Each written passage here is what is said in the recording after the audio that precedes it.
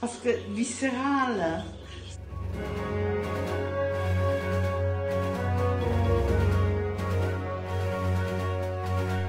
Bonjour à tous, oui, ça fait 2 semaines que je vois pas mal de vos questions pour maigrir. Donc oui, j'ai un peu esquivé parce qu'il y avait pas mal de cas, parce qu'il y en a qui sont malades, qui sont diabétiques, hypertendus, etc.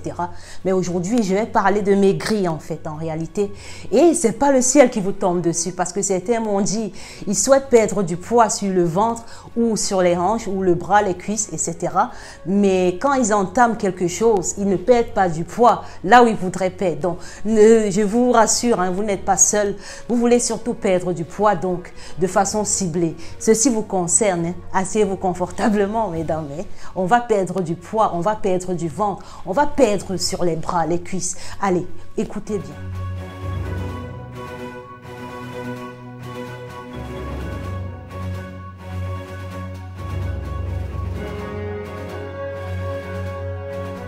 Il y a un certain monsieur M, je vais abréger, mais ça commence par M, si vous arrivez à vous reconnaître, qui m'a écrit depuis le Canada.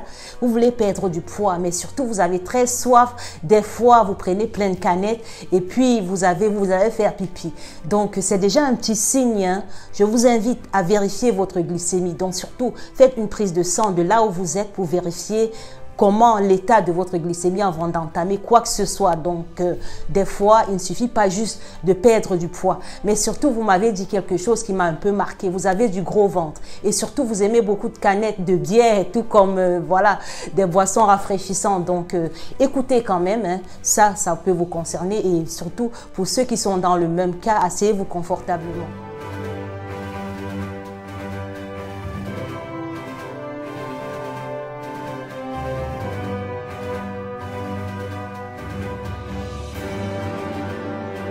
Les hommes, tout comme les femmes, ont le problème de graisse au niveau du ventre.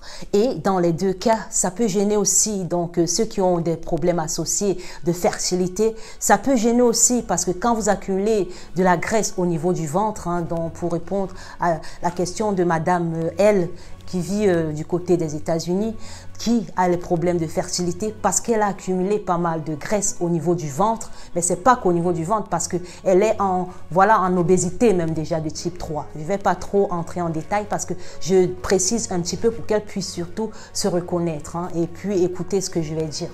Donc, c'est pas anodin, c'est pas grave, c'est pas catastrophique.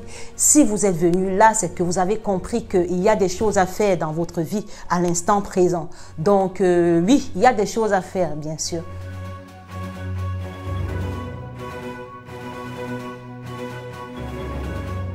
En parlant d'obésité, je vous avais dit qu'il y avait 2 types d'obésité, donc l'obésité androïde et l'obésité gynoïde.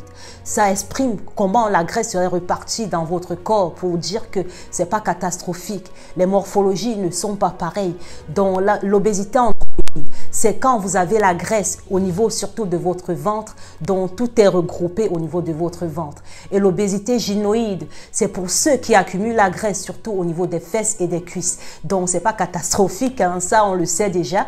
Et puis dans les 2 cas, il y a des manières de traiter, donc qui seront différents. Parce que la graisse ne se situe pas pour rien. La graisse se situe pour prévoir, pour prévenir quelque chose. Donc par exemple, si une femme aurait accouché, elle va plus accumuler la graisse au niveau des cuisses, au niveau des fesses, parce que cette graisse-là, elle est prédestinée à nourrir son bébé. Donc c'est pas anodin. Et pour ceux surtout qui ont la graisse au niveau du ventre, alors, la graisse se situe où? C'est la première question dont vous devez vous poser.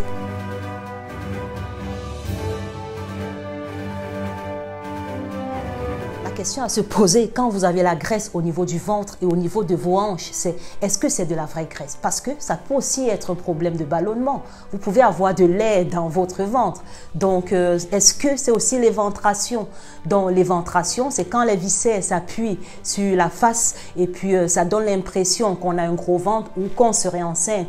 Donc, est-ce que c'est de la graisse? Où se situe la graisse? Est-ce que c'est sous-cutané? Comment se situe la graisse en fait? Là, vous devez décrire. Donc, c'est pour cette raison que parfois, je vous demande des images aussi pour pouvoir identifier où se situe la graisse, pour pouvoir adapter votre traitement et à votre morphologie, à votre pathologie. Donc, généralement, je réalise aussi que le ballonnement est dû à certains soucis d'intolérance parce que beaucoup de personnes ont des soucis alimentaires et ne sont même pas au courant. Donc, au fur et à mesure qu'ils consomment cet aliment, quand ils vont manger, ça va brûler la paroi digestive, créer une inflammation, et cette inflammation, donc c'est comme une plaie qui se brûle en fait en dégageant ce gaz qu'on appelle du méthane, qui va par ailleurs entrer du coup dans le ventre et gonfler, faire gonfler le ventre, et vous aurez un gros ventre.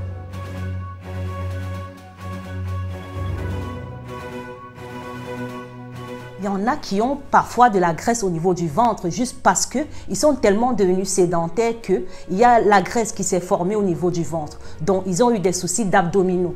Dans ce cas-là, il faut faire des exercices physiques. Il faut reprendre, vous pouvez, voilà, trouver quelque chose. Vous pouvez faire des exercices d'abdominaux ou aller voir un kiné ou un ostéopathe ou vous-même à réhabiliter, mais surtout ne pas vous faire mal au dos. Pour ceux qui sont déjà dans l'obésité, avant d'avoir un gros ventre, ils peuvent aussi avoir ce problème d'acide dont je vous ai déjà parlé. C'est quoi l'acide?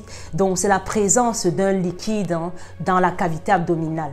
Donc, ce liquide va entourer les viscères et puis vous aurez en même temps de l'eau, des gaz qui vont circuler et du gras par ailleurs. Donc, ça fait 3 trucs qui vont s'accumuler et c'est très dangereux. Je vous ai dit que c'est ça qui entraîne parfois le syndrome métabolique. Cet acide-là, c'est ça qui entraîne du coup le prédiabète, après le diabète, les cardiopathies. Donc, ça va troubler tout l'intérieur, tout l'homéostasie, toute la constitution corporelle, autant pour moi.